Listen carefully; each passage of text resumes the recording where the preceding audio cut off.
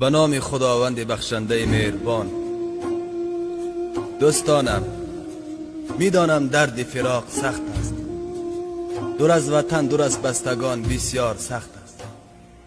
یکی از فراق زن و فرزندان، یکی از فراق پدر و مادر و یار و دوستان رنج میکشد. میدانم هرگاه که درد هجران و سوز فراق تو را به نهایت رسید، مخصوص وضوع بگیر و در خلوت با پروردگار خیش راز و نیاز کن. او که صدای تو را میشنود، او که حاضر و ناظر بر همه اعمال بندگانش هست و از پدر و مادر نسبت تو مهربان تر است. چه بسا نفرانی بودند که دور از وطن چه امید و آرزوهای زیادی داشتند، اما جسدهای بی جانشان به نزد یار و دوستانشان آورده شد. چه بسا نفرانی زیادی بی گناه زندانی شدند و چه بسا نفرانی زیادی صحت و سلامت رفتند، اما بیمار به نزد پدر و مادرشان آورده شد.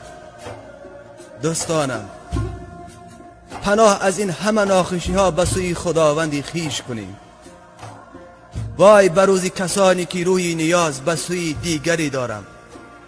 چه بسا نفرانی اند که از یاد خدا غافل شدند، خداوند را فراموش کردند، دست به شراب و دزدی و زنا زدند و با اعمال زشت و ناپسند خیش شیطان را از خودشان خوشحال کردند. پناه از آن روزی که بازیچه دست شیطان شد. از جمله کسانی نباشیم که خدا را فراموش کرده باشیم، کسانی که خدا را فراموش کردند و خداوند نیز آنان را به فراموشی خواهد گرفت. خدایا، پناه از آن روزی که تو را فراموش کنیم و تو هم ما را به فراموشی بگیری. پروردگارا، ما را هیچگاه و هیچ وقت تنها نگذار و نفسهای ما را به دست خود ما وام مگذار که از خطاکاران خواهیم شد. دوستانم، خداوند دعای غریب را میپذیرد.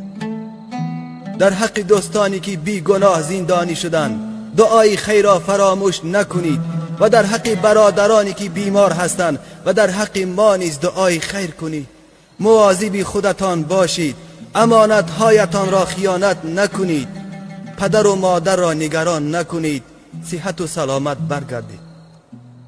شما را به خدای خیش می سپارم. خداوند همه ما و شما